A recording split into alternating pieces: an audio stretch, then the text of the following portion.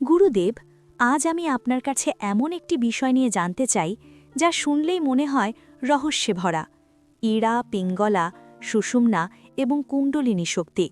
আবার বলা হয় আমাদের শরীরে 7টি চক্র আছে। এগুলো কি সত্যিই আছে? এগুলো কি কাজ করে, কিভাবে কাজ করে, কেন এগুলো গুরুত্বপূর্ণ?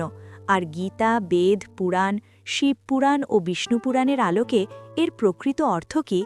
আপনি কি আমাকে একে একে গভীরভাবে বুঝিয়ে দিতে পারেন, যাতে আমি এই আধ্যাত্মিক রহস্যকে সঠিকভাবে উপলব্ধি করতে পারি? হে কন্যা, তুমি আজ যে প্রশ্নটি করেছ তা সাধারণ জ্ঞান নয়। এটি যোগশাস্ত্র ও সনাতন আধ্যাত্মিকতার এক গভীর তত্ত্ব, যা হাজার হাজার বছর ধরে ঋষি মুনিরা ধ্যান ও সাধনার মাধ্যমে উপলব্ধি করেছেন। প্রথমে বোঝো, মানব শরীর শুধু এই দৃশ্যমান দেহ নয়, এর ভিতরে একটি সূক্ষ্ম শক্তির জগৎ আছে, যাকে বলা হয় প্রাণ বা জীবন শক্তি। এই শক্তি আমাদের শরীর, মন ও চেতনাকে সচল রাখে। এখন ইড়া, পিঙ্গলা ও সুষুম্নার কথা বোঝো। এগুলোকে বলা হয় নাড়ি, অর্থাৎ শক্তির প্রবাহের পথ। ইড়া নাড়ি বাম দিকে প্রবাহিত হয় এবং এটি চন্দ্র শক্তির প্রতীক, যা মন, অনুভূতি ও শান্তির সঙ্গে যুক্ত।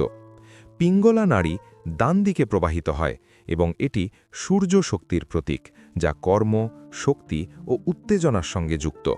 আর সুষুম্না নাড়ি মেরুদণ্ডের মাঝখান দিয়ে উঠে গেছে। এটি সবচেয়ে গুরুত্বপূর্ণ, কারণ যখন ইড়া ও পিঙ্গলার মধ্যে ভারসাম্য আসে, তখন সুষুম্না সক্রিয় হয়, আর তখনই কুণ্ডলিনী শক্তির জাগরণ সম্ভব হয়। এখন কুণ্ডলিনীর কথা বোঝো। এটি একটি সুপ্ত শক্তি, যা মেরুদণ্ডের নিচে কুণ্ডলিত অবস্থায় থাকে, তাই একে কুণ্ডলিনী বলা হয়। এটি জাগ্রত হলে মানুষের চেতনা ধীরে ধীরে উচ্চ স্তরে উন্নীত হয়। এখন 7টি চক্র বোঝো। এই চক্রগুলো হল শক্তির কেন্দ্র। প্রতিটি চক্র শরীর ও মনের একটি নির্দিষ্ট দিক নিয়ন্ত্রণ করে। প্রথমটি মূলাধার চক্র, যা স্থিতি ও নিরাপত্তার সঙ্গে যুক্ত। দ্বিতীয়টি স্বাধিষ্ঠান চক্র, যা অনুভূতি ও সৃজনশীলতার সঙ্গে যুক্ত। তৃতীয়টি মণিপুর চক্র, যা আত্মবিশ্বাস ও শক্তির কেন্দ্র। চতুর্থটি অনাহত চক্র, যা প্রেম ও করুণার কেন্দ্র। পঞ্চমটি বিশুদ্ধ চক্র, যা প্রকাশ ও সত্য বলার শক্তির সঙ্গে যুক্ত। ষষ্ঠটি আজ্ঞা চক্র, যা জ্ঞান ও অন্তর্দৃষ্টির কেন্দ্র।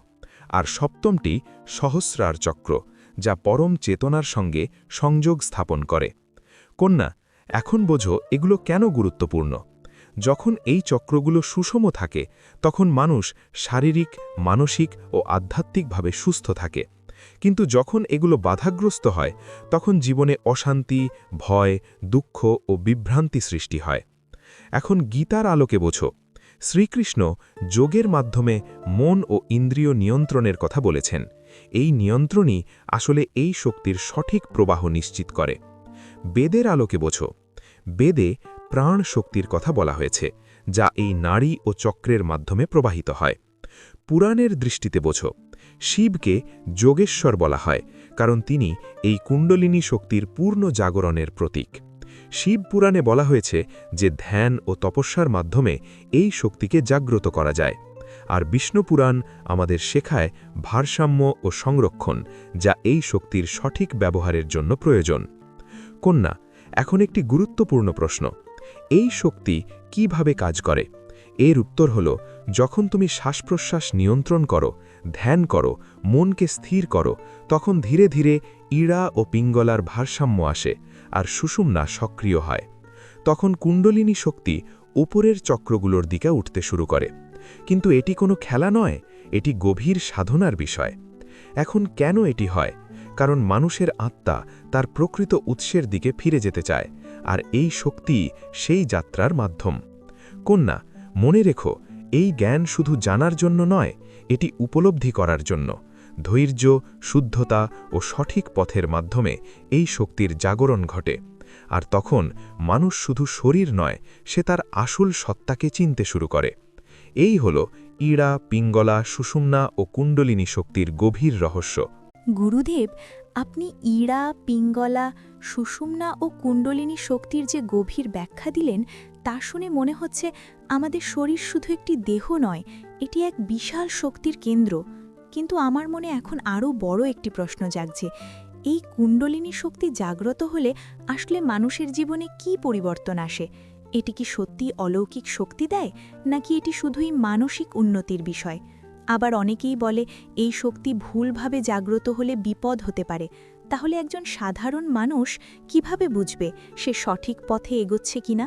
গীতা, বেদ, পুরাণ, শিব পুরাণ, বিষ্ণু পুরাণ এবং সনাতন ধর্মের আলোকে আপনি কি এই রহস্যগুলোর গভীর ব্যাখ্যা দিতে পারেন? না, কন্যা, তুমি এখন সেই স্তরে পৌঁছেছ যেখানে জিজ্ঞাসা শুধু জ্ঞান অর্জনের জন্য নয়, বরং সত্য উপলব্ধির জন্যে।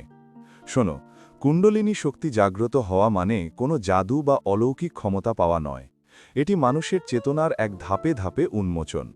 গীতায় শ্রীকৃষ্ণ বলেছেন যে যোগের মাধ্যমে মানুষ নিজের প্রকৃত সত্তাকে উপলব্ধি করে। এই উপলব্ধি আসল পরিবর্তন। এখন বোঝো, যখন কুণ্ডলিনী শক্তি ধীরে ধীরে ওপরের চক্রগুলোর দিকে অগ্রসর হয়, তখন মানুষের চিন্তা, অনুভূতি ও আচরণে পরিবর্তন আসে। মূলাধার চক্র থেকে শুরু করে সহস্রার পর্যন্ত প্রতিটি স্তরে মানুষের ভয় কমে, আত্মবিশ্বাস বাড়ে, ভালোবাসা ও করুণা বৃদ্ধি পায়, সত্য বলার সাহস আসে এবং শেষ পর্যন্ত মানুষ নিজের ভিতরের চেতনাকে উপলব্ধি করতে শুরু করে। কিন্তু কন্যা, এই পথ সহজ নয়, এটি ধৈর্য ও শুদ্ধতার পথ। এখন তুমি যে প্রশ্ন করেছ, ভুলভাবে জাগ্রত হলে কি বিপদ হতে পারে, এর উত্তরও গুরুত্বপূর্ণ। হ্যাঁ, যদি কেউ অহংকার, লোভ বা অজ্ঞতার বশে এই শক্তিকে জাগ্রত করার চেষ্টা করে, তাহলে মানসিক অস্থিরতা, ভয়, বিভ্রান্তি সৃষ্টি হতে পারে। তাই শাস্ত্রে সবসময় বলা হয়েছে, গুরু ছাড়া এই পথে এগোনো উচিত নয়। এখন বেদের আলোকে বোঝো। বেদে শুদ্ধ জীবন, সৎ আচরণ ও নিয়মিত সাধনার ওপর জোর দেওয়া হয়েছে, কারণ এই গুণগুলো ছাড়া এই শক্তিকে ধারণ করা সম্ভব নয়। এখন পুরাণের দৃষ্টিতে বোঝো। শিব হলেন সেই শক্তির অধিপতি। তিনি দেখিয়েছেন যে ধ্যান, বৈরাগ্য ও নিয়ন্ত্রণ ছাড়া এই শক্তি সম্পূর্ণরূপে জাগ্রত হয় না। বিষ্ণু পুরাণ আমাদের শেখায় ভারসাম্য, অর্থাৎ জীবনের প্রতিটি ক্ষেত্রে সংযম বজায় রাখা, কারণ অতিরিক্ত কিছুই ভালো নয়। কন্যা, এখন বোঝো, একজন সাধারণ মানুষ কিভাবে বুঝবে সে সঠিক পথে আছে কিনা। যদি তোমার ভিতরে শান্তি বাড়ে, রাগ কমে, লোভ কমে, ভালোবাসা বাড়ে, অন্যের প্রতি সহানুভূতি বাড়ে, তাহলে বুঝবে তুমি সঠিক পথে আছো। কিন্তু যদি অহংকার বাড়ে, অস্থিরতা বাড়ে, ভয় বাড়ে, তাহলে বুঝবে পথ ভুল হচ্ছে। এখন গীতার একটি গভীর শিক্ষা মনে রেখো। অভ্যাসেন তু কোন্তায় বৈরাগ্যেনচ গৃহীয়েতে, অর্থাৎ নিয়মিত অনুশীলন ও আসক্তিহীনতার মাধ্যমে মনকে নিয়ন্ত্রণ করা যায়। এই নিয়ন্ত্রণই কুণ্ডলিনী জাগরণের মূল ভিত্তি।